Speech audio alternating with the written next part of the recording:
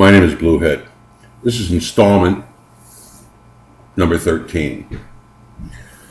Because I'm only putting out 6 to 7 minute installments, because I know everyone's attention span is short when it comes to just staring at a screen and listening to someone speak, I try to keep them short so you can get about your day.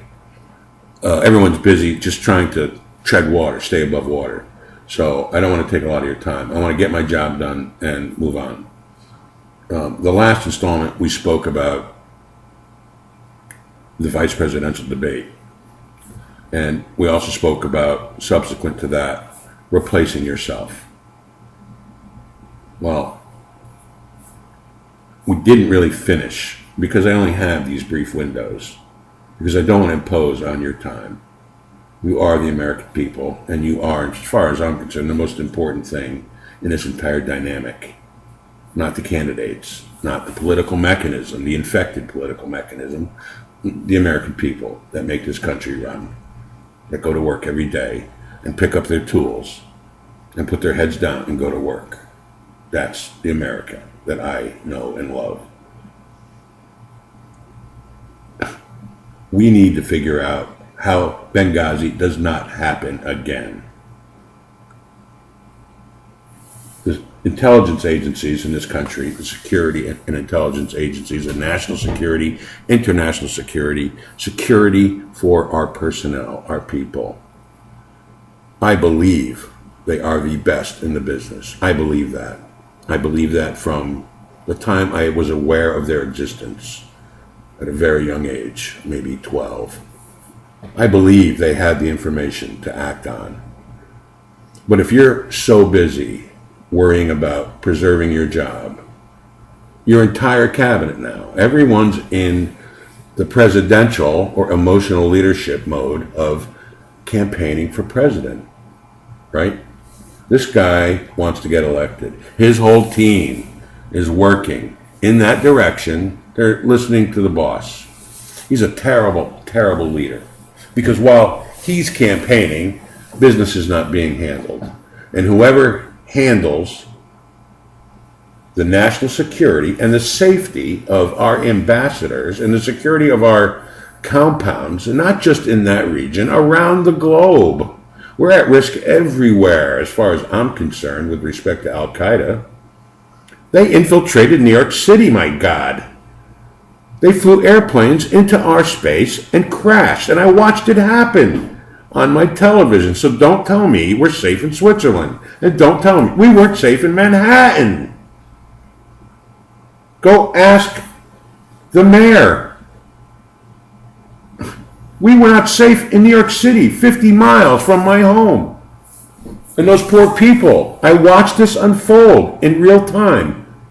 So don't tell me they're safe in these compounds, in these.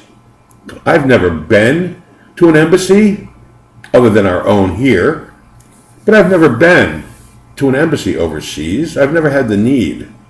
I visited on business or pleasure, whichever the case might have been, but I never traveled extensively enough in that way where I had to see our embassy and what security would look like.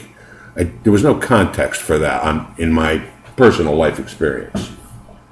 But now that it's been brought to my attention, I'm watching, and I'm just thinking, let's see, they killed Osama bin Laden, okay?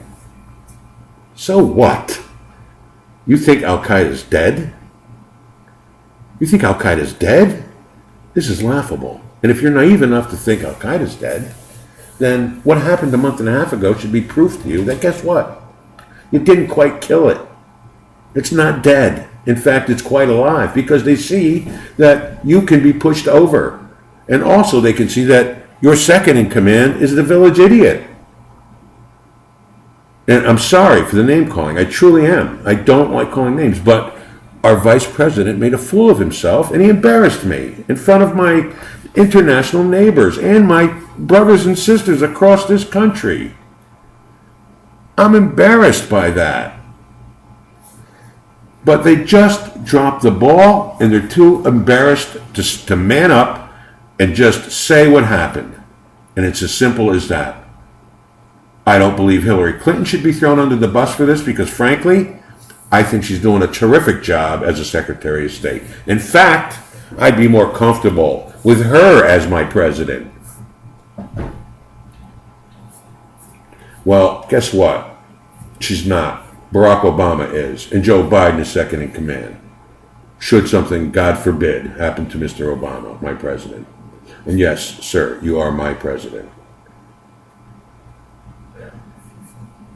It's flabbergasting. It's flabbergasting to me.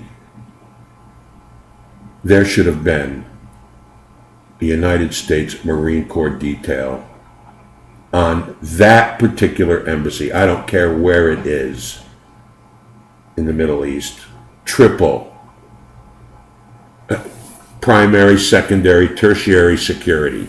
As far as I'm concerned, you can't be safe enough because life is too precious. In American life, any life is too precious. But American life, that we're responsible for. This guy had a job to do, and he was good at it. And he's gone now, and we'll never get him back. And that's somebody's fault, and that can't happen. This is big league. This is major league sport here, folks. You cannot drop the ball, or you get fired. You lose lives. You got to live with that for the rest of your life.